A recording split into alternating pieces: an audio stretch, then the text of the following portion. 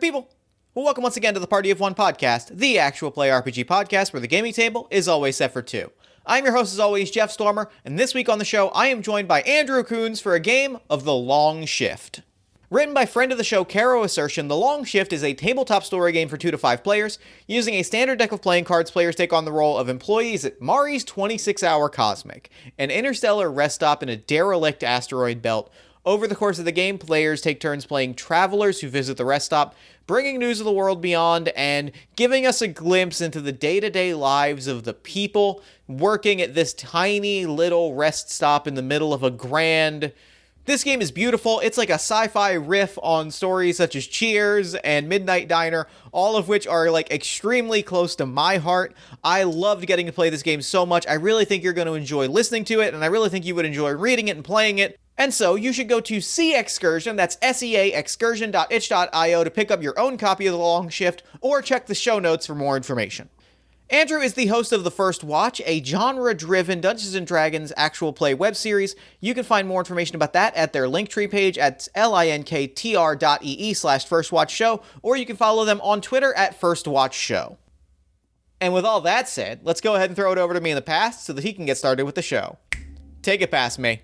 Thanks, past me. I am so excited this week to be sitting down with Andrew Coons. Andrew, thank you so much for coming on Party of One.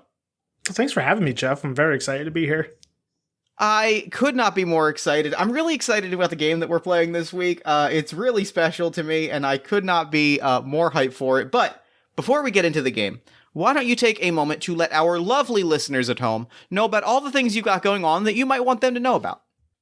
Yeah, so I'm from a show called The First Watch. We're an actual play D&D 5e show. We like to hang our hat on the idea that we are a cinematic actual play. So the people who started the show, are, including myself, are all filmmakers, and we kind of have brought a cinematic sensibility of storytelling to our actual play. So we have a brand new campaign that we're a few episodes into at the time of this recording. And it's set on a coastal town, and it's got a little bit of steampunk, a little bit of intrigue, a little bit of mystery, and lots of amazing players. So yeah, that's what I've got going on.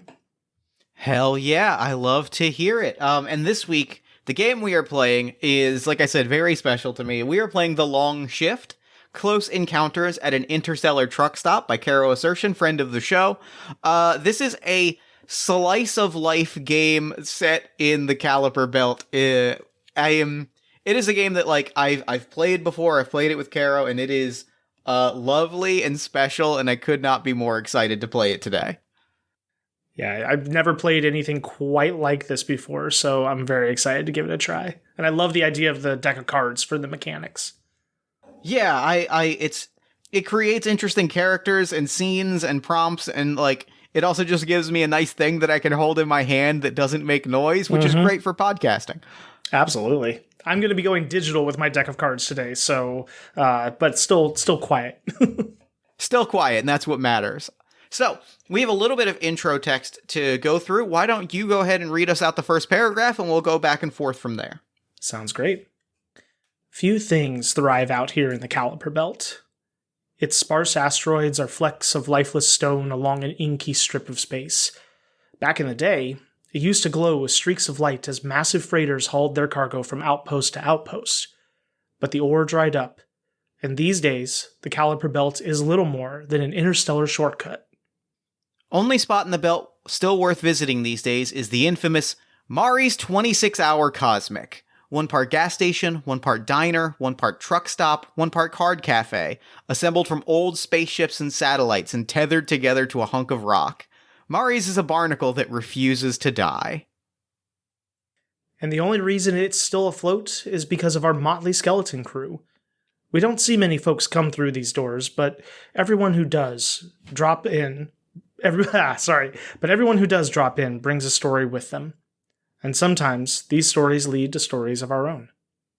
And that's the game in a nutshell. We are going to be telling slice of life stories in the lives of the workers and guests at Mari's 26-Hour Cosmic. I do briefly want to read the safety text from the game. This game does not have any specific support tools built into it, but encourages you to think intentionally about the safety and comfort of all participants as you play. Take breaks, talk things through, and look out for one another. Your fellow players' comfort and enjoyment is more important than any fiction. So we'll keep that in mind. We're bringing that energy as we create our characters and we tell the stories of these people and their lives and how they kind of relate together. But before we do that, we have to make some characters. Yes.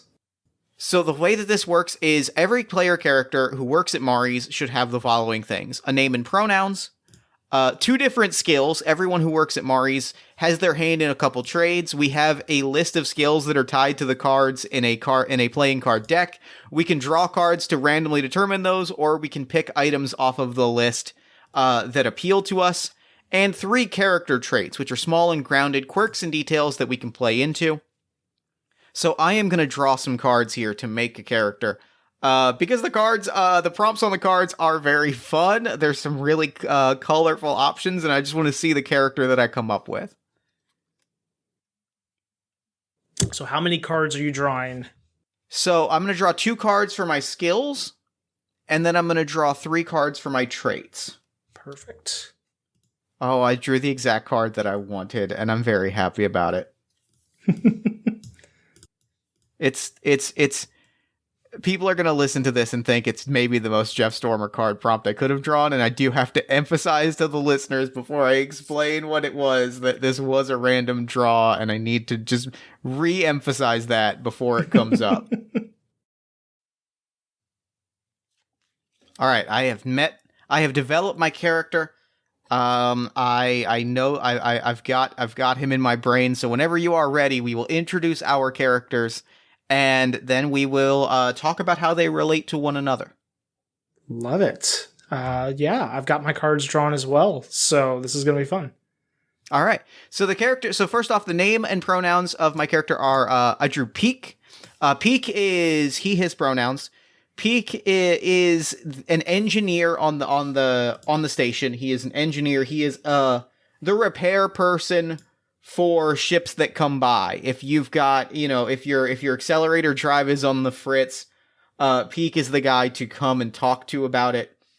Peak is also, and I swear this was a randomly drawn card, I need to emphasize that, Peak is also an amateur stage magician.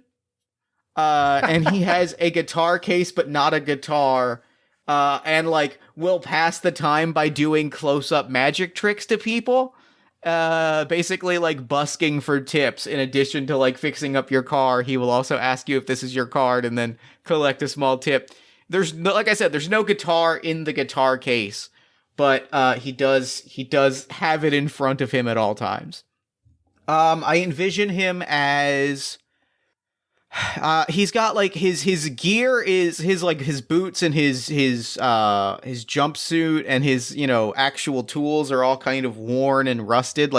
He's been here for a very long time and he really doesn't seem to show any interest in leaving. This is kind of where he spends all of his time. And I picture him as very spiny. I'm imagining sort of a humanoid, a humanoid sea urchin is the best way to describe it. A lot of pink with a lot of spines, a little bit porcupine-esque, sort of a little bit of a triceratops bone thing around kind of forming a crown, and just very spiny, but with his sort of weathered jumper, in a very kind of plumber looking outfit. Oh, and I drew a distinctive mask. So I think he wears a big over his nose and mouth, a big ventilator mask. So on these big gas mask looking World War I gas mask looking ventilator masks. Does it cover the whole face or just the mouth portion? I think it's just the mouth and nose, and he's got these big I'm picturing big black shiny eyes. Love it. So introduce us to your character. All right. So I drew Shen, which I'm going to say goes by she, her pronouns. She is a bookkeeper and an engineer. And I'm gonna say so. Well, based on the next couple of things, that'll be interesting how she manages those two jobs. So she's got nimble fingers, and she's cryptic, and carries a relic crystal. So I'm kind of envisioning that she's got these two different lives that she leads. One is maybe even working with Peak down, kind of doing repairs and kind of getting the hands dirty. But then there's another job that she holds kind of up in a different part of the station where she's, keeping records and whatnot. And because of those nimble fingers and that crypticness, there's an element of she's using these two jobs to bounce back and forth and not get caught in slightly less than legal dealings in both places. So she'll just disappear for a while from one. Where you been? Well, I've been at the other place, and no one really can keep track of her. And I kind of imagine that relic crystal as like almost like a fidget that she uses. Yeah. I can't remember what movie it's from, but there's a character that I can see and hear in my head that had like a lighter that was always like flicking the lighter and snapping it shut all the time. And I imagine her doing similar things with the crystals where she's always kind of like twiddling it between her fingers, tossing it up and catching it. And she's got these, she's fairly normal human looking, except for the fact that she's completely hairless and has these long fingers that have like maybe 4 different joints to them, 4 or 5 different joints to them, and just provide a little extra. It's helpful on the job, for sure, getting into cramped spaces to fix things, but also great for getting into pockets and other places as well. Which, there's an immediate world-building question that I want to throw out to you. How big do we picture Mari's to be? Like, as a sort of truck stop diner, like, are we thinking there are multiple floors and sort of the books are kept kind of upstairs? Or is this just you disappear into a back room and nobody asks a question because you're in the back room? Yeah. Have you seen Star Wars Resistance? A little bit. The ship that they're on, the space station ship that they're on, that's kind of the vibe I got of like, all right. It's got a few different floors, but it's still pretty tightly contained. And maybe a lot of those places are run down. I got it. Perfect. I love it. That's good. Okay. So yeah. So I picture you just kind of like go upstairs for a while and like, and like Peak doesn't ask the question, I think, cause he's kind of running his own grifts. And I think like, I love the idea that that like among the staff, like this gives a great character to Mari's on the whole. If this is a place that is like a little bit seedy and like is a place that is like a little bit dangerous, but also like very, very like mundane about it. Yeah. Yeah, it's just everyday life that you might lose your change. Yeah, and I like the idea that like what that tells me, what both of our characters having these sorts of grifts tells me is that there's a certain level of like unspoken honor among thieves. Like, yep, like you go upstairs and you just kind of say like, oh yeah, I was upstairs running the books, and like no one asks about it because that's just. We all kind of know that you're bullshitting us, but nobody asks about it. Right. Yeah, and I like the idea that she stays out of the way of any of your business or whatnot, even if you're trying to run a grift in the same place. It's like this little dance that they do where they're not helping each other per se, but they're not getting in each other's way either. Yeah. And so now we are going to each describe one thing that our character finds familiar about the other and one thing that they find curious or strange or want to know more about. Awesome.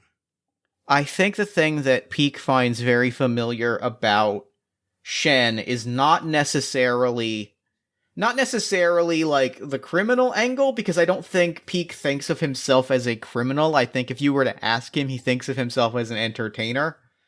And just like, but like a crooked 3-card Monty game is him putting on a show. I think he kind of thinks about himself with casino logic. Yeah. So I think that it's more so there's a certain sense that, like, I kind of like...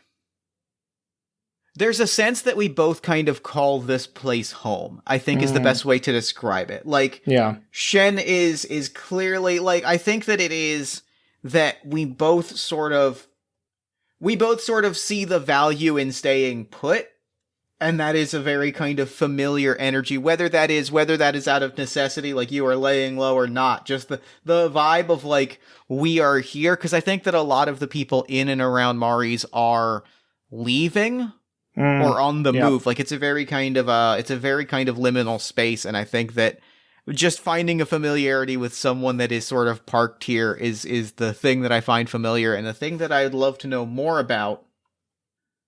I think that even though I don't ask you about it, I find, like, that with that familiarity, the fact that you have this other like, scheme that you're working is very intriguing to me, and I'm more out of a boredom than ambition. Like, I am curious about what is going on. Yeah. No, I love that.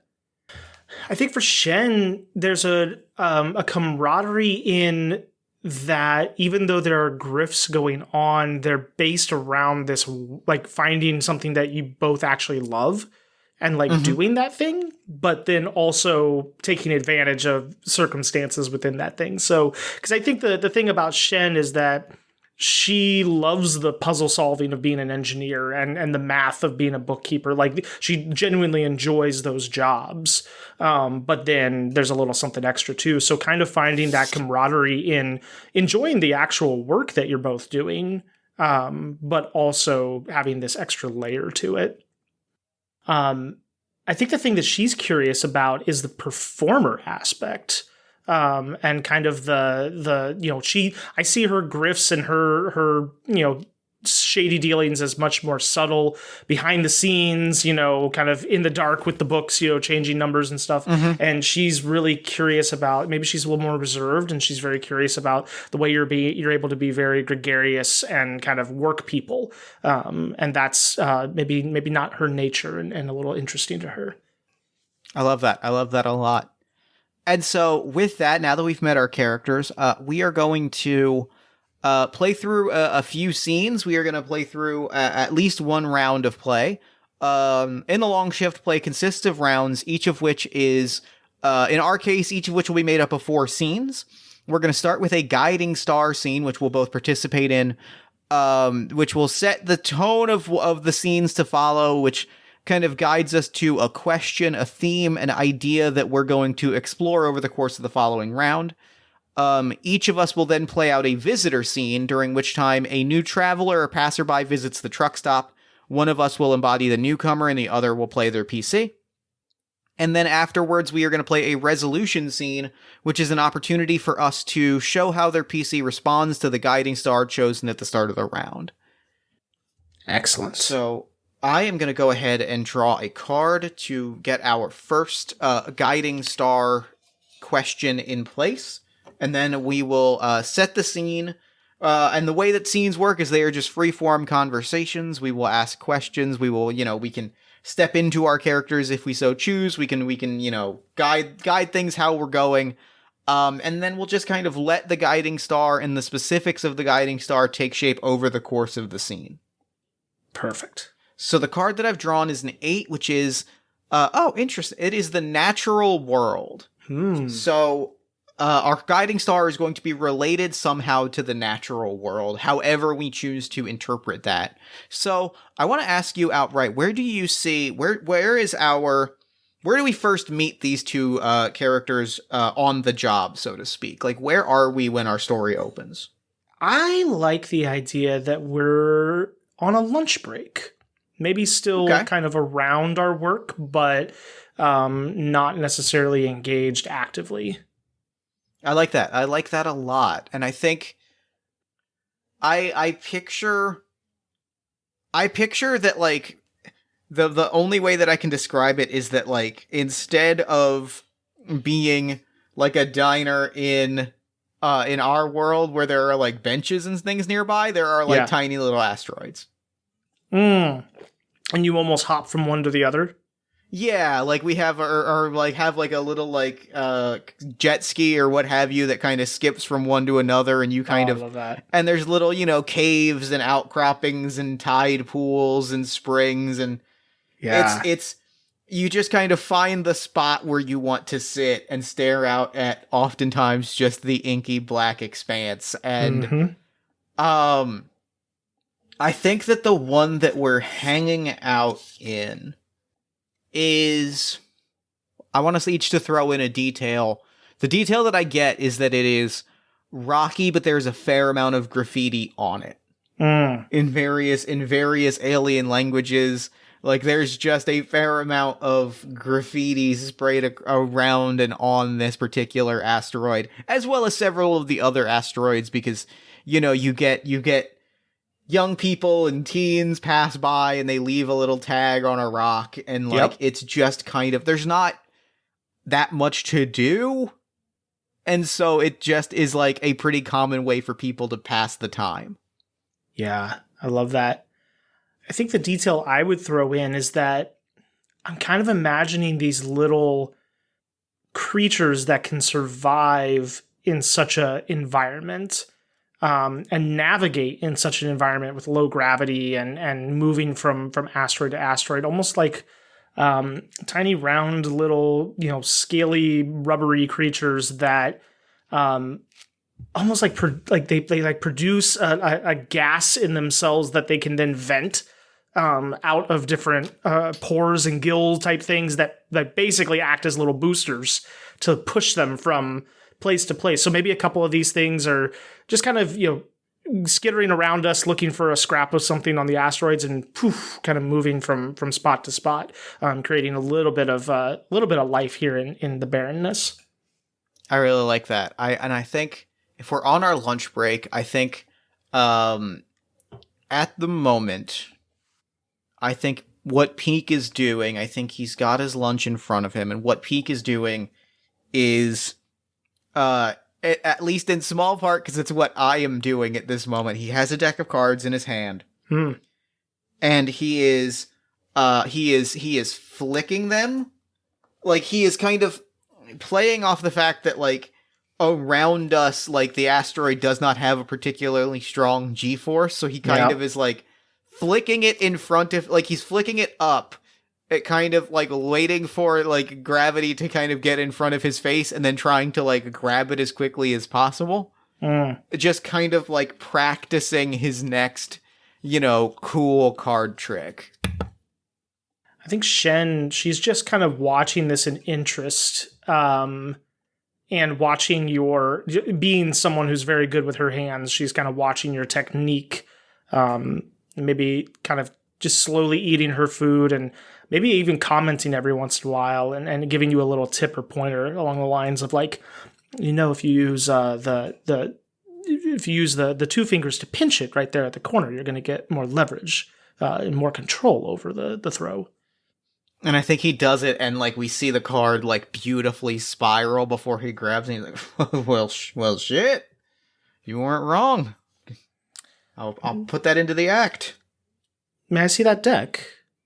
And I think he goes to hand it to you, and as just before you take it, he kind of gives a flick of the wrist and it's gone, and then gives another flick of the wrist and it's back, and he's like, you got to keep the muscles active or else they're going to atrophy. Oh, quite. And she takes it and, has these super long fingers that come around it almost cage-like and pinch it up, and then begins to like shuffle it between the two hands.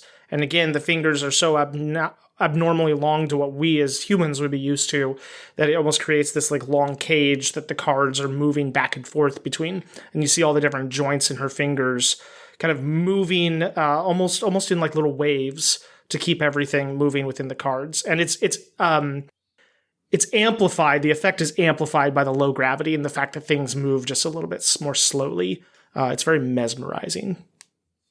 So I have a picture of what I want the guiding star question to be, but before I ask it, I want to ask you one question related to it. What what visuals, flavors, etc. do you see as Shen's lunch right now? Like what are you picturing when you picture food? Oh boy, this is the crux of any good sci-fi world building is what is food I like in have the an world. I have an answer for Peak immediately, just based Yeah, on like the thing that popped into my head, yeah, and I'm gonna sci-fi it up a little bit. I got breakfast sandwich immediately. Like breakfast amazing. sandwich was the thing. Like a breakfast sandwich wrapped in a little piece of wax paper that he's just eating with one hand as he plays his cards with the other. Uh-huh. And the thing that I picture is that it's a very earthen looking croissant, Yep. but in the middle of it is probably still slightly wiggling like an alien like a tentacle, like not Yep. full on, like not a giant tentacle, but like if you've ever seen like squid jerky or like prepared squid, like with the tiny tentacles like whirling around and wiggling, and she just kind of noshes on it. And I think it does have an egg like patty on top of it. Like that's clearly the meat in a breakfast sandwich. And she's just kind of like eating it with one hand and doing card tricks with the other. I love that. I think Shen's food is a little more kind of like her, just quiet and discreet in the sense that it's she has this little tray that has a film that she peels back, and it's just this kind of brownish gray sludge that she's got this very small spoon, comically small for her large long fingers, that she's just scooping it out with, and it almost comes out with like a sound and like pulls away from the rest of it. It's got a very strange texture to it, but she's just kind of like slurping that down. It's not quite a liquid diet, but it's very, very soft. And I think the one closing beat that I think kind of guides me into the guiding star question is, I think as you give us one of those big slurps, I think Peak kind of like, you're holding the deck, you're playing with it, you give a slurp, and he kind of like holds out a finger, like wipes a finger, like puts down his sandwich, wipes a finger with a napkin, and is like, "Do you mind if I just grab a little corner?" No, go right ahead. Feel free. And kind of just like with the tiniest little pinch of, and I picture he's got like pretty sharp, long fingernails is I think a thing, like tying into kind of the spines and the thing. So I think like with one of them he kind of like almost expertly cuts it like a tiny little knife, like this tiny little morsel, pops it in. Oh, that is the most savory. Oh, yeah, that's good. Oh, that's good. That's so good. You can taste flavors in it. Oh, yeah. Can you not? No, the point is that it's flavorless. At least to me. Well then, if the point is that it's flavorless, it's poorly made, because I'm getting a nuttiness. I'm getting like real umami. I'm getting a little bit of nutty. There's layers here. There's layers here that you might not. Maybe I'm actually still tasting the egg. I can't tell, but it pairs perfectly. Fascinating. And she'll like take another bite and like really like scrunch up her face, like trying to taste something, but no, just as delightfully bland as always. And I think that the guiding star question that I want us to explore over the next few scenes is I'm thinking about the natural world, and I think like the question I really want to dig into is like, how have we made our own little natural world here? Like, how have our lives kind of bled together? What pieces of ourselves have we taken from the other to kind of like make our own little natural space, right? Like, how have we kind of blended together? What does our natural world look like? Yeah, our own. I think that's ecosystem. a good like first round. Yeah, I love that. All right. So the question then is: would you like to stage would you like to see Shen in a visitor scene first, or would you like to see Peak in a visitor scene first? I think I'll do Shen first, so that I can observe how you run a visitor and get some inspiration. All right. Let me pop over to a visitor scene so every scene begins with two things: a time of day and a starting location to determine. We have a card strategy to determine the time of day. There's also a scene prompt table for where our location is, and I will be taking advantage of both of these.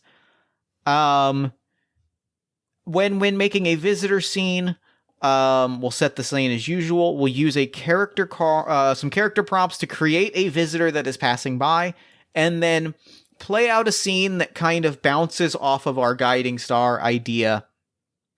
That allows us to explore that or from an unexpected angle.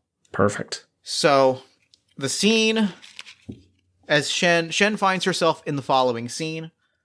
I drew the 9 of spades, and when determining time of day, we draw a card. The rank represents the hour from aces 1 to the king at 13. AM for red suits, PM for black suits. So it is 9 p.m. Okay. So it is late at night. It's fairly late at night. I think it is space night, so it's a little, but I think it's nighttime. The scene that we find ourselves in, I drew the 6 of diamonds, a mysterious signal. So I think that we're upstairs. Where the books are being kept. Mm-hmm.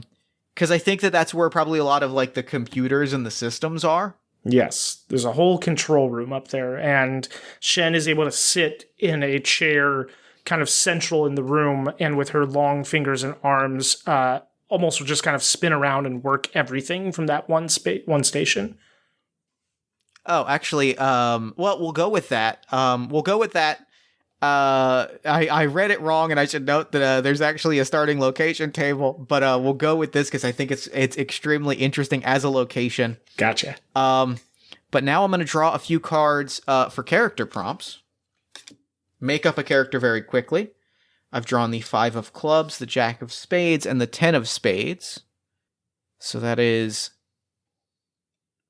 Alright, so the characters, the prompts that I've drawn are a toolbox, a potted plant, and fingerless gloves. So what I envision, and we have the prompt, a mysterious signal. I think a call is coming in. I think that what we're seeing is that a call is coming into this the control room. You're upstairs, you're kind of working the books, it's late. Mm-hmm. Most of the ships have already left for the day, and this signal is coming in. I'm in the process of realigning some of the accounts so that a specific purchase for jet fuel that I needed is being kind of washed into this month's food budget, and just kind of making that money disappear. And then there's a little off to the side, and my hand just instinctively goes over and grabs a headphone and kind of pulls it to my ear to listen. And I think that to throw a little weird sci-fi into it, I think when you put on the headphone, it's a headphone, but it's for all of the senses. Mm. So when you put it on, everything it impacts your vision, and you hear and you see and you taste and you feel it is a full sensory thing, but you plug it into your ear as though you were wearing a pair of headphones. Because I think what you see in front of you is sitting in front of a Star Trek style view screen. So sitting in front of the camera with a bunch of props behind them is what looks like a space greaser is the best way to describe it. Leather jacket, fingerless gloves. I have this it's important to draw inspiration from the things in our lives, and in this case, exactly.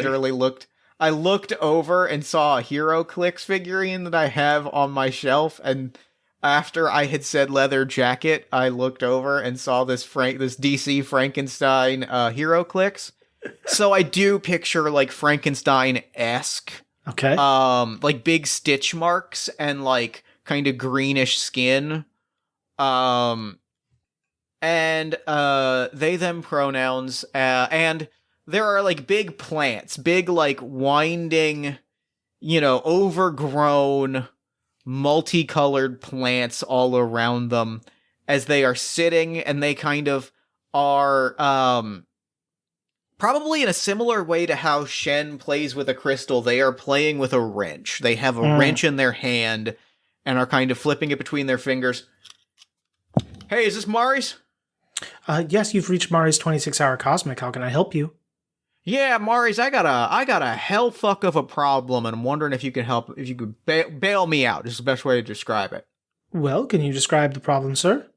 Well, yeah, so here's the deal. I gotta, well, it's probably better if I show you. Hold on. And, they kind of flip the thing they flip the wrench into their hands, and they slam sort of this, like, keyboard that's directly in front of them. And, like, the vision kind of floods in of the ship that they're on, and you can see that the ship has taken some fire. And they're like, well, you see how this thruster is on fire? I do, yes. Yeah, I'd like that not to happen. But, like, I don't really know. Like I've tried duct taping it, and, like, it's still kind of burning through it, and I'm wondering, I can't really stay in one place for, like, too terribly long. Can you, is there a way that y'all can, you know, if I hop over there, is there a way that y'all can patch it up so that it at least doesn't burn, so that I can get to, you know, neutral airspace and get to a, well, I'd say more accredited, but frankly, less accredited is probably the truth between you and me. Is there a way that you all can get it to where I can get it to a proper chop shop? I just kind of need a patch job done on it. Well, I'll be honest with you. You can't pull that into Mari's while it's flaming. So we're going to have to do a little bit of remote maintenance here to get the fire out. But then, yes, once that's taken care of, we can get you back up and running to limp your way to a chop shop. I like the way you say that. Can I tell you this? I mean, all right. Talk me through it, and I think that, like, slams the keyboard again, kind of pops up, and, like, almost like like there's a drone that's kind of acting like a GoPro, is, like, following them around as they walk around the interior of the ship, around where it's on fire, and, like, you can see the laser fire marks. Like, they are not subtle. So this person doesn't strike Shen as terribly insightful. So what Shen's going to do is start to give them instructions that are ultimately going to put the fire out, but in doing so, compromise a few more systems. Providing opportunity for, once they get to Mari's, to do a little upselling on maintenance. And all of it is, there's lots of technical jargon and just kind of fast talk and just, like, you know, anytime there's any suspicion, like, oh, no, don't worry about that. Like, you need to get that fuel line moving this direction and all this different stuff. And eventually does get the fire suppressed. But then upon doing so, I imagine all the check engine lights start blinking. Yeah, and I think that they kind of, like, pause for a second, like, well, that ain't great. No, certainly not. You're not going to make it to your chop shop with all of that going on. Well, I mean, you worked through me this far. The least I can do is give you the full bill. Just, you know, work with me here. I'm on a deadline, and they kind of, like, look around a little bit. We can pull in a crew to get this done overnight, and even at a discount, sir. Oh, you're the best. You're the absolute best. You're a peach. And with that, they kind of, like, blink out, and, you know, a few minutes later, you start to hear you hear, like, a ship approaching at kind of a low speed. Like, you hear kind of landing jets start to kick off, and, like, a ship coming into dock, and you just hear Peak from downstairs go, What in the hell happened to you? You're going to want to wake up and get your tools, Peak. All right. I mean, all right. I guess I'm pulling an all-nighter on this one. Before coming down out of her station, Shen will just give a kind of a sly smile, and then mark in the books a little bit more, adding more to a specific account, knowing that she's about to pull in quite a bill from this job. I love that. And that feels like the perfect end to our scene. I love it. That was amazing. All right. Then with that, I will throw it over to you. And first off, I will say pick our starting location. Tell us our time of day, and then pull some scene prompts and character prompts as you like to kind of flesh out where we're going to be. Okay. I have pulled a king. So a king of diamonds. So our starting location is going to be the roof. Okay. And then remind me how time works again. So draw a card. Okay. We've got the 3 of hearts. The 3 of hearts. The rank of the card represents the hour, so it is 3 o'clock, and AM is red suits and PM is black suits. So this is 3 a.m. on the roof. We're keeping that late night vibe going. I think this is probably, I picture this probably shortly after like the first round of repairs on this ship. Because the thing I immediately picture before we meet our next visitor and get the kind of scene prompt and see things play out, I do picture a beat of a doorway pops open on the roof, up through it, climbing, or like a hatch on the roof pops open, climbing on top of it is Peak, who just like stands there for a moment and then just collapses, and he is sweaty and greasy and burnt, like there are visible burn marks. There's like a tiny little fire still burning, and just looks like absolute hell. Amazing. So for my character prompts for who we're about to meet, I've pulled 3 different cards that have given me the character traits of relaxed, great with kids, and has a guitar. So this is going to go real well with Pete. Real interesting. I love this. And I think that's what I need here. So we also need a scene prompt, don't we? You optional. You can pull one if you like, but if you have a clear idea of who the person is and what the scene's going to look like, dive right in. Well, I pulled striking a bargain, so let's see where that goes. Might lead us.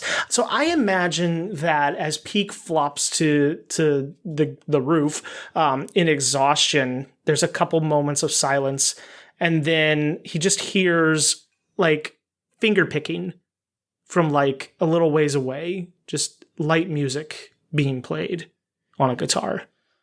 And I think there's like a beat. There's a beat where he just lays perfectly still.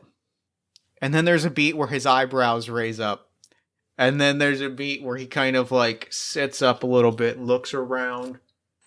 And as he looks around, sitting kind of opposite on the other side of the roof, up against, big kind of piece of metal or maybe some sort of smokestack or something, is this very gangly, long-limbed character with a big mop of hair that kind of floofs forward in like a curly pompadour, and has got this kind of large, wide mouth that's curled up in a little smile. His eyes are closed, and he's just picking at a guitar.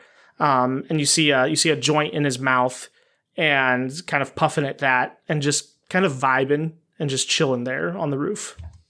And I think kind of like half putting out the fire on his shoulder, like limping and cracking muscles, kind of walks over and sits cross-legged, just kind of in front of him. Doesn't say anything, just kind of like vibes for a while, and kind of like starts shuffling his deck of cards, and kind of like, starts snapping his fingers a little bit, and doesn't really start, a conversation, and just kind of sits and vibes for a hot second.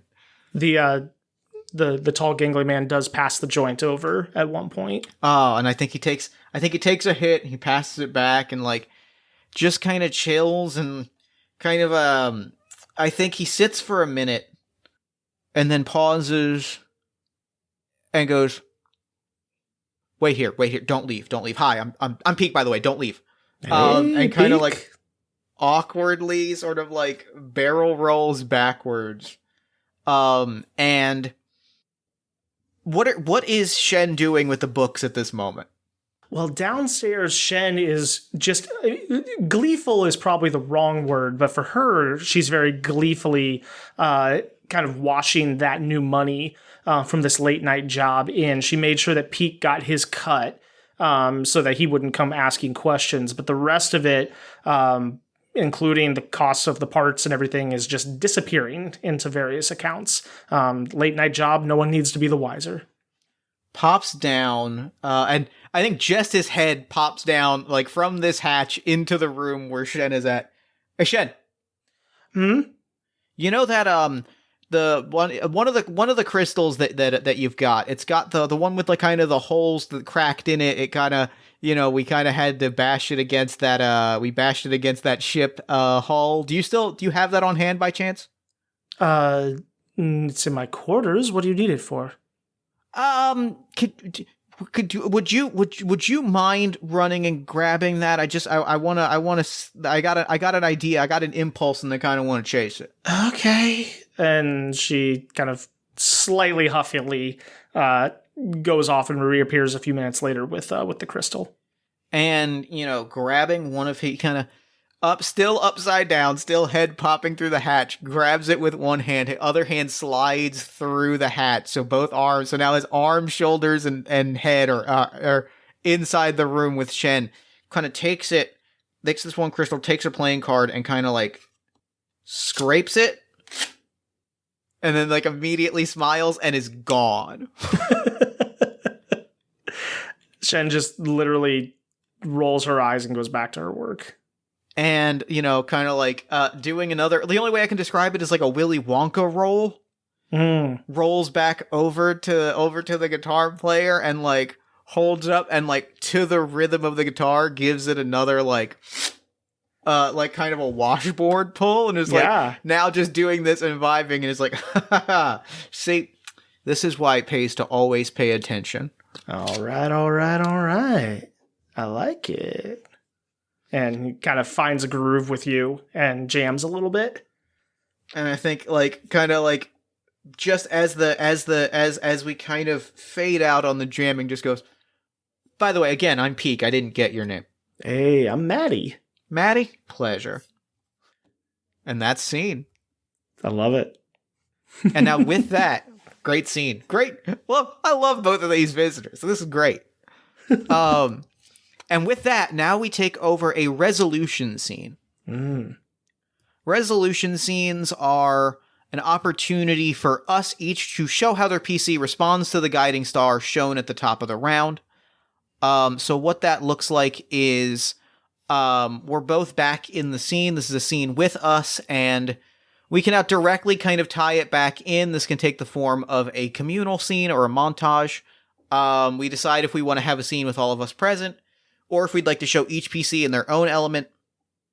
But this is our way of, like, now that we've kind of played out some scenes with visitors and we've seen how things shake out, this is our chance to really kind of tie it back around to that guiding star question of what does our shared sense of normal and natural look like? I love it. Do you want to draw for the location and all of that? Yeah, do you want to do a scene with both of us together, or do you want to do two separate scenes of us individually? I like our vibe. Let's do it together. I like that. I think that's great. Our starting location is the parking lot. I drew the jack, so we're in the parking lot, and I drew the jack of diamonds, which is 11 o'clock a.m. Okay. This is very naturally progressing through the evening. I love it. It is. I think along those lines, like, I think the thing that we open on is that ship, is that ship flying away. Like, I think that's away. Yeah. I love that there's a table in here for ship names, so I can tell us, that the Square Deal, which is a great name for a pirate ship, like, really, truly, that is some card magic, is calling a pirate ship a very obvious criminal ship the Square Deal. I like the idea that it's along the back of the ship with some filigree and almost looks like a lower back tattoo. That's great. As it flies away. That's really fantastic. We see the Square Deal fly away. we have pulled an all-nighter, and we're both just standing in the parking lot. Shen is rubbing sleep out of her eyes with her long fingers and little yawn. And I think that what we see is that exact same kind of nicked, scratched gem. Peak is now flicking it in his fingers the same way Shen does, is like flicking them around. Not even really like consciously doing it. He's got the crystal, and it's what it just drives him to kind of flick it between his fingers. Mm-hmm. And Shen just kind of takes a deep sigh and, well, thanks for helping to get that fine person back on their way. Yeah, I mean, it's the job. It is, and quite lucrative for you as well. And I kind of just pat the purse that's on his side that I had just given him. I mean, I ain't complaining about that. Not at all. Well, I mean, I am going to complain about the hours, but I'm not going to complain about the payday. It's time to sleep still. There's always time to sleep. This is very true. It's nice to be able to take charge of things in the off hours as well. I mean, that makes one of us, I guess. Oh, you don't find a sense of ownership with everyone else on this station asleep, and only the two of us to guide a weary traveler back along the road? And I think he kind of like chuckles, like, nah, I kind of like it more when there are people around. I mean, don't get me wrong, I like your company, you're great, but I mean, performers got to perform, am I right? Stars shine brightly whether or not they are seen. It's a good point. It's a good point. I hear you and I appreciate it. Well, I'm going back to my room. You don't want to join? You don't want to join us for lunch? Oh, I'll be down in a minute. All right. We got an extra at the table this today, but I think it's gonna be good. I think it's gonna be good. You didn't invite that guitar player, did you? Oh, absolutely. I invited Maddie. We're jamming. We're figuring out. Listen. We're having fun. I'm just saying, we're gonna have some fun. We're gonna take a few hits. It's gonna be chill. We had a long night. Come, eat, smoke. We'll relax. It's gonna be good. Very well. And she'll disappear for a short while, and just take a moment to sit in that control room, and kind of, still yawning, still tired, stretching, but kind of looking around at all the various lights that are bleeping and blooping and everything just within her finger's grasp, and all the books kind of now, calculated in the ways that make sense for her, and just a small smile at the space that she's created and kind of masters here up in the room. And I think the closing beat that I love is you have this moment, and the thing that breaks you out of it is hearing not necessarily like shouted, but like I get the sense that Peak doesn't necessarily Peak just is a boisterous person. Yes, his volume is just high. I picture you just hear pretty clearly from down in the kitchen, or from down in the dining area. Hey, Maddie, do you like close-up magic?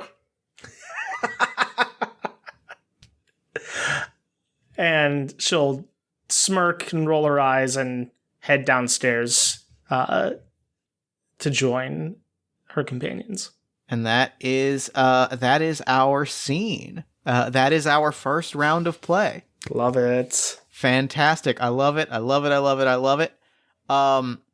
So now that we have ended a round, we reflect, we discuss as a group, is this the end of the game, the end of the session? Do we want to continue exploring? I'm thinking time-wise, I think we've got time for one more round. I think so too, yeah. So what we'll do is we'll go right back around to the top. We will decide on a guiding star scene, and we will play through from there.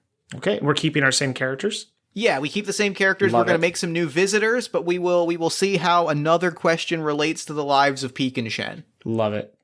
So because I drew the question for the guiding star last time, why don't you draw a question for our guiding star this time? Okay. I got the 5 of clubs, So that gives us dreams of the future for our guiding star. All right. I'm going to give us a starting location and time because they're both they're just fun things to draw on, and we should be drawing cards when it's fun. Absolutely. I drew the 10 of hearts, which puts us in the fueling tower for large ships, and I drew the 4 of hearts, which puts us at 4 o'clock in the morning. Oh, these folks never get any sleep. You know what? Like, you know what's kind of what hits me about that? It kind of indicates to me that we're regularly on the night shift. Yeah, I like that idea. Which is helpful for people who want to get a grift going. Yeah, well, yeah, like for people that are up to shady shit, like it's definitely like a nice place to be. 100%. Maybe we volunteered for it even. And I think the picture that I get is we're in the fueling tower for a large ship. I'm picturing us at the tail end of a job. And I'm picturing a big honking like NASA style shuttle is clearing for takeoff, and we're in one of those like missile silo style like walkways around this big hollow tube. Yeah. And we finished refueling. We're watching it kind of take off. You know, we get the as the engineers, we kind of like are on comms like fuel pumps disengaged. We're ready for liftoff. Are you positioned to hold things together? And she says that because I envision, because this place is maybe a little more run down, that when a ship this large takes off, there's almost like that thing from Mary Poppins where they have to like be ready to catch everything that's going to fall when the cannon goes off. And they have to like, there's certain panels and machinery and stuff that they have to keep a hold on to while a ship takes off from the silo. And I think I just drew 3 cards real quick to make a quick character, and the cards I drew were so funny that I think that immediately we hear back on the radio from Pike or from Peak. Yeah, all good. We're all set. Everything all good right on my end. And then we hear over the radio, we hear the pilot of the ship, because we hear the pilot of the ship go, "Oh, so I'm so sorry. I was totally just blanking. Yeah, I'm good. No, I can. Yeah, we're all good. All good. Yep. Sorry, I was staring into space and whatever. I'm all good. We're all good." You're not exactly inspiring confidence. Nor should I, frankly. But yeah, ship's got autopilot. We'll be fine. All right, maybe engage that now. Autopilot is on. And with that, we hear like a very Siri-like voice, like, activating autopilot. Take off in 3, 2, 1. Enjoy your flight. And we watch the ship take off. Real quick, the prompts that I drew were daydreamer, direct, and early riser. And so the idea of a person that like will just stare off into space and then tell you point blank, no, yeah, I was not paying attention one bit. Yep, I love it. So, yeah, we watch the ship take off, and then the two of us are kind of just standing together. Job well done. Yet again. You got a hell of a batting average. Well, when you have a good team. See that? I knew it was easy to get you to say a nice thing about me. So what did you swindle him for? Oh, see, the nice thing was that he really... So... He really loved playing 3-card Monty, and like... Well, who doesn't? I mean, that's what I said, but like, you could kind of... He kind of had that look in his eyes where it's half, I'm pretty sure that this is rigged, and half, I'm gonna prove that this is not rigged by beating it. They always think that they can beat it. They always, like... It's kind of my favorite place for them to live in, is that space of... I'm pretty sure I can beat this, even though I'm pretty sure it's rigged. And it's like, you know, you got to admire the chutzpah. Well, I don't normally interfere with your doings, but he was so engaged that, unfortunately, this just fell right out of his back pocket. And she pulls up a wallet. Oh, well, that is absolutely tragic. I would return it to him, but he's already left, and, well, I can't help but feel like you deserve half. Anything else good in there? Do we got any sandwich cards, anything like that? She flips it open, and there's probably like a couple like fuel vouchers, maybe a couple credits. She definitely went through this on her own first and took the good stuff before offering half to Peak. If there were movie tickets in there, you know I'm going to find out. And he kind of reluctantly grabs the half. Well, we don't have anyone else in docket. What's next? I suppose we need to do general maintenance. I actually would love to call that, like, on that question, the end of our scene. Okay. Because I think that is a really interesting question. We have kind of defined ourselves on, like, we kind of define these characters on, like, how they interact with the work. Mm-hmm. Both in terms of, like, the above the table work and the below the table work.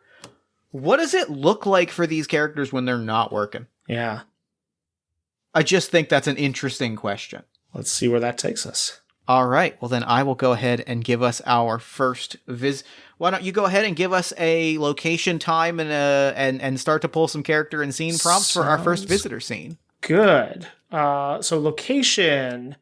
Well, we've already done that one, so I'm going to pull another card. We've done that one, so I'm going to pull another card. And, this gives us the kitchen. Okay. And then as far as time, we get 10 o'clock at night. 10 o'clock at night. So we're jumping ahead a little bit. In the kitchen, it's 10 o'clock at night. I think that like, the fact that we're skipping ahead to 10 o'clock at night tells me that it's like a very slow day, and that it's kind of been like slow all day. I think that we both do get like a healthy sleep, or at least Peak does. And there's not really a whole lot of people around, and so he's just he's making himself what I affectionately call a kitchen worker gourmet feast, which is just the little scraps of whatever is left just sort of piled on a plate. That's good eating, let me tell you. 2 mozzarella sticks, a handful of French fries. Yes. A cube of sort of glowing energy. It's just like whatever little things are still in buckets. Shen is doing a similar thing. However, as she gathers all the different materials, instead of piling them on a plate or into a sandwich, she's got this little device with a funnel and a crank. And it almost looks like one of those like Play-Doh toys where you can like squish the shapes out and everything.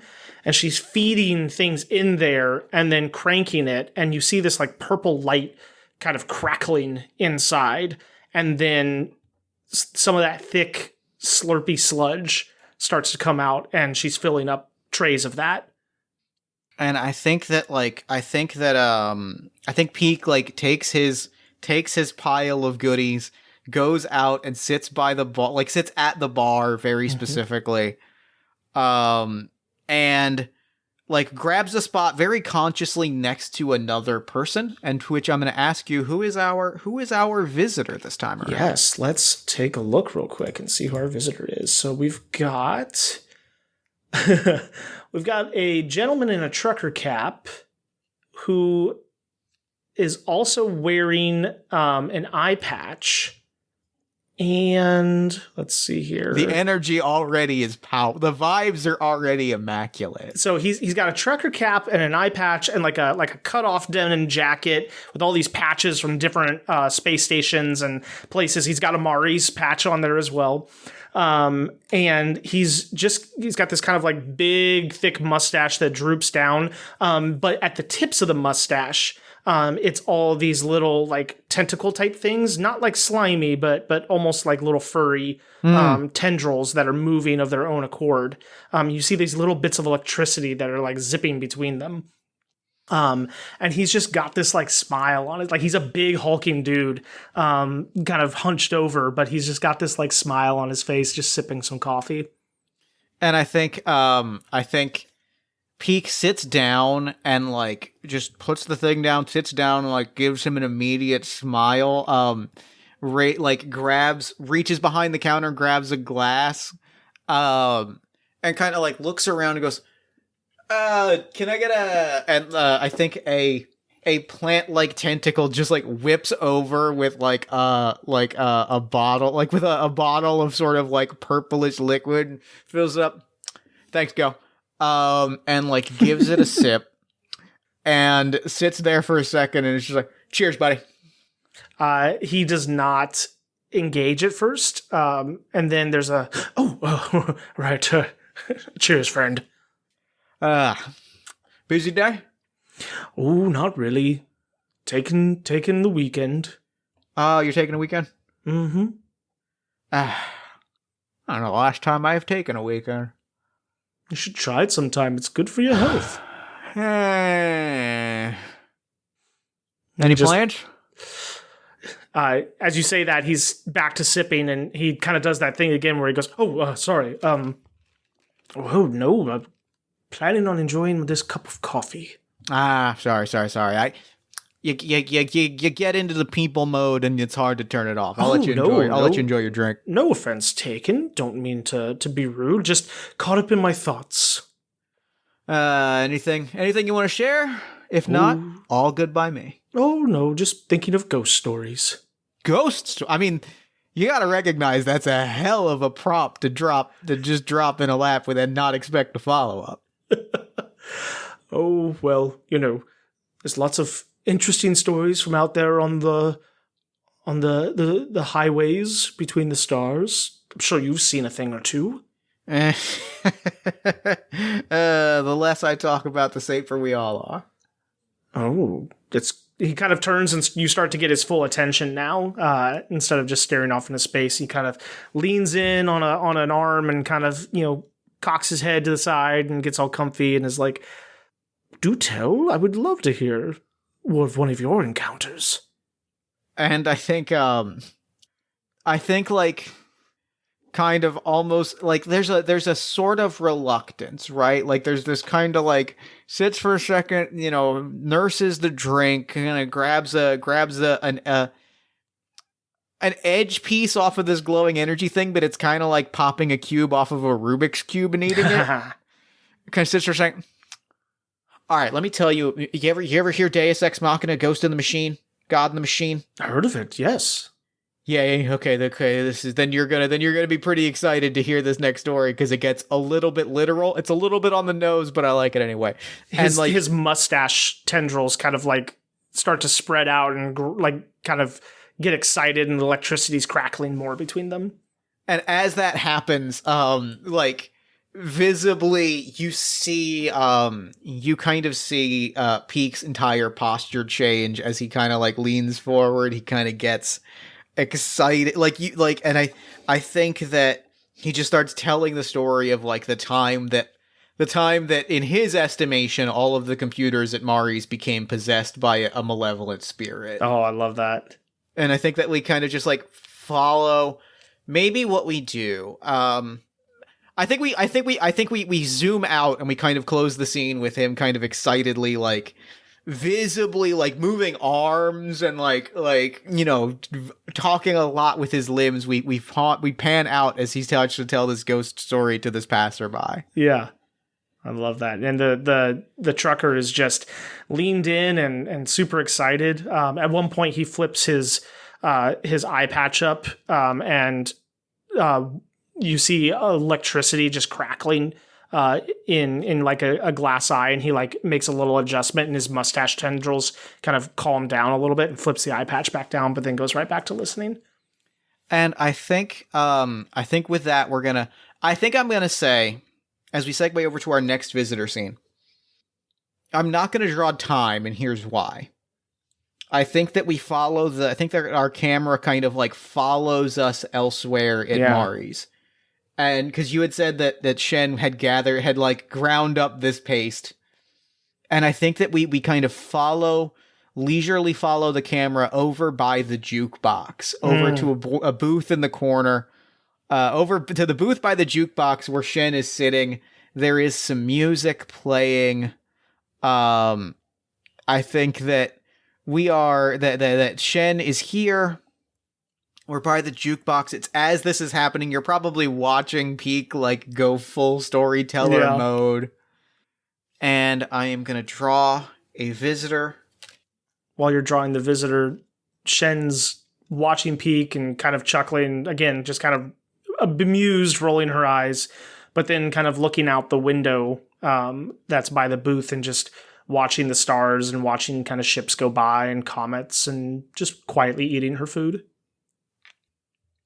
And I think walking in, based on the cards that I just drew, walking in, the bell rings as somebody walks in, and it is a little bit jarring. And I think that like we hear a very specific song like on the radio, like or on the jukebox is playing like a very like this like kind of bubblegummy pop song, and immediately like the bell rings and kind of walks in, also wearing a like a denim vest, a sleeveless denim vest, but with with like full on like neon pink mullet, but it is it looks like the tail of a comet. Like it has that very kind of like energy flowing style.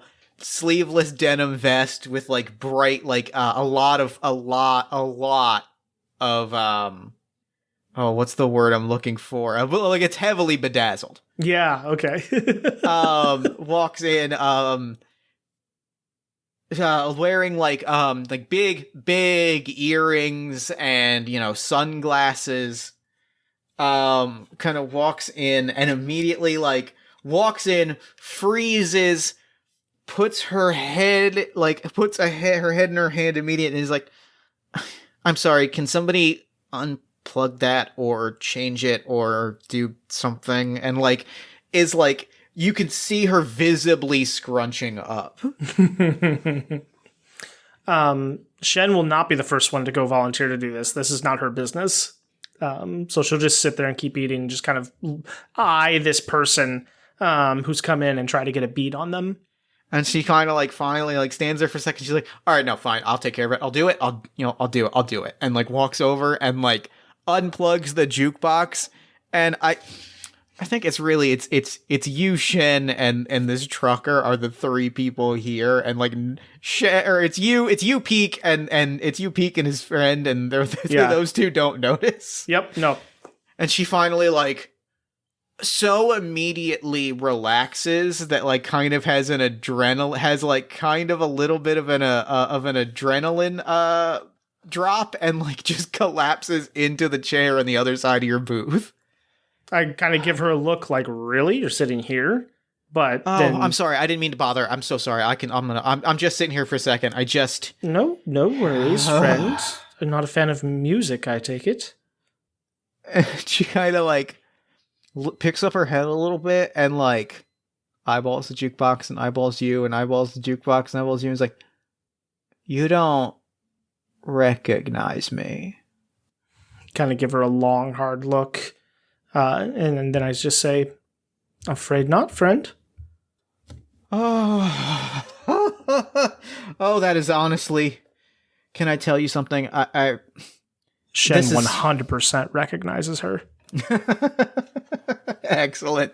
She's like, honestly, you're 100% lying to me right now, and I cannot tell you how much I appreciate that. I take offense at such a implication that I would lie to you. And she smiles and she's like, "Really? Like the double down?" It sounds like I'm being sarcastic right now when I tell you like how much I absolutely appreciate that play. Like truly, do you mind if I sit here? Because frankly, I feel an immediate connection to you. It's a free asteroid. And I'll pull out a long straw, like a sustainable metal straw, and stick it into my sludge, and just like while maintaining eye contact, just. And she kind of like sits and grabs a menu off of the bar and is like, what's Hold on. There's another table that I have to draw. I truly have to. Is there a food table? There is a today's special Oh, that's amazing. table. Caro has put some good tables into the game, and this is an opportunity that I have to draw on it. Gotta. Oh, fabulous. Have you ever a plate of shaken eggs? Oh my god, that sounds so good. They shake them extra hard here. Oh, that is I'm so happy to hear that. And she's like, can I get a double order of shaken eggs? And can you make them extra hot? And like comes out and it is loaded with a frankly alarming number of peppers. Shen raises an eyebrow but doesn't say anything, just watches to see what's going to happen. And she starts eating, and like the makeup that she's wearing starts to like sweat and starts to run. She's like, "Oh my god, listen, I'm so sorry. I just realized that I've been sitting here and like I have not actually introduced myself." But yes, you would need to do that since I don't know who you are. See, the triple down, brilliant. This is wonderful.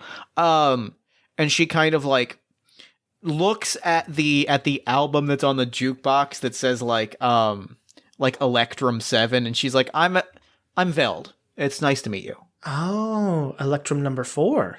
And I shake her hand. All right, now it's starting to get old.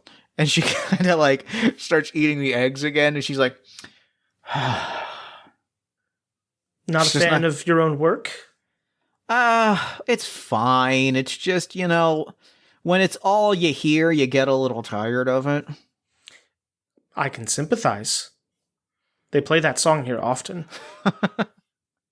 Well, then you get it. So what brings you to Mari's?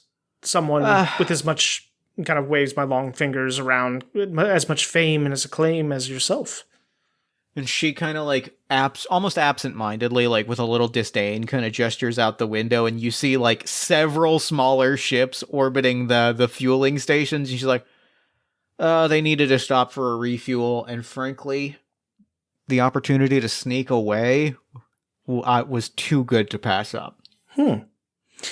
Is she wearing anything that Shen would look at and go, oh, that's like some valuable memorabilia or anything like that? I think that she is wearing, I think it is like a ring that has like a small, like it periodically flashes little flickers of like 3D gifs of like her performing, and she like is eating the egg, and she's like, oh my god, it is so nice to have food that tastes like home. Well, there's as much shaken eggs as you want. Well, my friend, I appreciate this. And she kind of like leans back, and she goes, and I think that like she kind of locks eyes with you for a second, and she goes, what am I doing? I can't eat. I gotta, and she kind of like pops off the ring, sets it on the table, and is like, you gotta have your hands free to really dig into the eggs. And like, visibly like puts her focus on the eggs to be like in a way that is, it would not be subtle to peek, to put it that way. Yeah. Shen doesn't touch the ring quite yet. And I think that she finishes the plate, and she the vine tentacle brings over another drink, and she starts drinking it, and she's like, fantastic. Ah, crap, they're looking for me. All right. I'm sorry, did I get your name? Shen. Shen, it has been such a pleasure. Pleasure was all mine. It was good to meet you for the very first time. Such a pleasure. Truly, not the last time I'm around this part. You gotta, seriously, those eggs, I feel like, whew. It is the hallmark of Mari's Cosmic. I love it. This is great. I don't know what that guy's deal is, but I love his energy. Please tell him that. No one knows what his deal is. Anyway, so I swear to you, like, we looked it up. The guy had been dead for 20 years. All right. I have got to get going, but let me tell you, The best day that I've had in months. As she begins to exit, Shen will grab the ring that I'm assuming she left on the table and call, wait, you forgot your jewelry. And I think that she kind of, with a wink, holds up her hand and has a ring on in the exact same spot. I was like, no, I didn't. I got it right here. Fair enough. Must be someone else's that was left behind. And walks out. And like we see all of the ships fly off, and that is the end of our scene. Okay. The Shen slides it and spends a little bit of time trying to decide which knuckle to leave it on, as she has so many different choices. And with that, we come to our resolution scene. Do we want to play out a scene immediately after, or do we want to skip ahead? Let's skip ahead a little bit. All right. Why don't you draw a card for... would you like to draw a card for a time or a location, and I'll draw a card for the other? I'll do time. All right, and I'll do a location. Oh, we're going back to 3 a.m. And, we are in the staff break room. Oh, perfect. So maybe this is the start of our shift. Mm-hmm. If we're in the break room, I think that this is like the start of our shift in proper, and like kind of grabbing tools and, I think tucking a deck of cards into his like pocket or his chest pocket, and is like clearly like getting ready. Shen is rolling her crystal between one set of fingers and the ring between the other set. Actually, no, she's rolling them both on the same hand, but at different points along her long fingers. That's new. You can't lie to me, that's new. I've been practicing, and yes, this is a new trinket. Love to see it. I haven't decided if I'm going to keep it yet or not. What are you going to do with it? I don't know. Puzzling encounter. Peek, you ever wonder how long you'll be here? And I think, like, is getting ready to leave and, like, stops short as though he's been hit by a truck. No. I mean, not until right now. Sorry to be the cause of your existentialism for the morning. No, it's all good. It's funny. It never occurred in my mind. I figured, it was time to leave. The opportunity presented itself. Where would you go? What would you do after Mari's? Reaches into his pocket and grabs that crystal with the notches, and is like, traveling band, baby? I feel like it'd be nice to just, like, wander the sector. Playing songs, tricking people, putting on a show. Do you like Electrum 7? I love Electrum. I was just wondering why is there not music in here? Why's the jukebox unplugged? Oh, that was one of the band members came through and unplugged it because they didn't like listening to their own music. And I think, like, as you say that, his face just sinks. You were in the middle of telling ghost stories. No, but I would have and just like the universe just like clouds just gather. No, but I didn't. Like walking towards the jukebox in a haze, like, but I definitely would have. Mm-hmm. She kind of walks over and gives him a pat on the shoulder and then takes the ring and plops it into his hand and just goes, I don't know what I'd do after Mari's, but I know I don't want to have anything to do with music, and turns and leaves.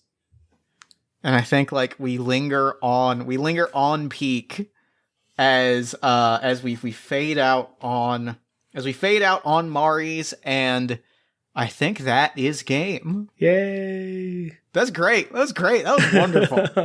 That was really, really fun. Thank you so much for playing this with me. This was a real delight. No, thank you, Jeff. This was just the slice of life fantasy that I needed, so this was fantastic. I could not be happier. So real quick, before I wrap up, where can people find you and your work online? Yeah, so you can find us on the Twitters and the Instagrams as @FirstWatchShow. And you can find us on YouTube as well. That's where all our content is. And you can check us out in video and podcast form wherever you watch or listen.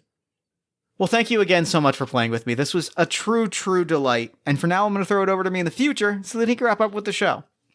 Take it, future me. Thanks, Past Me, and thanks again to Andrew for coming on the show. That game was honestly just exactly what I wanted it to be. Like, I am such a fan of those genre of stories, that slice of life food show, that like it just hit on all the right beats and it hit me right in the heart, and I could not be more happy with the game that we played. Be sure to pick up your own copy of The First Watch at Sea Excursion, that's seaexcursion.itch.io, or check the show notes for more information. And be sure to check out The First Watch and follow Andrew on Twitter at FirstWatchPod. Then while you're on Twitter, follow us at Party of One Pod. Like the show on Facebook at facebook.com/partyofonepodcast. If you enjoyed the show, consider leaving us nice iTunes or Podchaser, Podbean, Spotify, whatever, a nice review wherever you leave a review for your podcasts. You can also follow us on social media, give us some love on social media, recommend the show to a friend, anything that helps us do bigger, better, and cooler things. You can also support the show financially at patreon.com/JeffStormer or ko-fi.com/JeffStormer, or you can go to bit.ly/partyofonemerch and pick up a Party of One t-shirt, a Thanks Future Me, Past Me t-shirt, or a shirt that announces to the world that Champ and Crowbar love each other, because Champ and Crowbar love each other very much. Again, that is bit.ly/partyofonemerch. If you have finished this episode and you're thinking, I wish I had another wonderful podcast to listen to, let me talk to you about All My Fantasy Children. It is a character creation, storytelling, and world-building podcast on the One Shot Podcast Network, powered by you. Every week, my best friend Aaron Catano says, and I take a listener-submitted prompt, we spin it into an original fantasy character, and we populate a shared universe one story at a time. New episodes drop every Friday-ish at oneshotpodcast.com. Party of One is produced and edited, as always, by Jeff Stormer and Jen Frank. All music for the show comes from the song Infinite Lives by Megarain, featuring the D&D Sluggers, and the Party of One logo is by Evan Rowland. If you'd like to inquire about advertising rates, coming on the show as a guest, or about press coverage of the show, you can email me at partyofonepodcast@gmail.com. And I'm pretty sure that's all we do here, so until next time, thank you so much for listening. Remember to fight the forces of fascism every single day. Remember that self-love and self-care are radical and defiant acts of resistance, and as always, party on, everybody.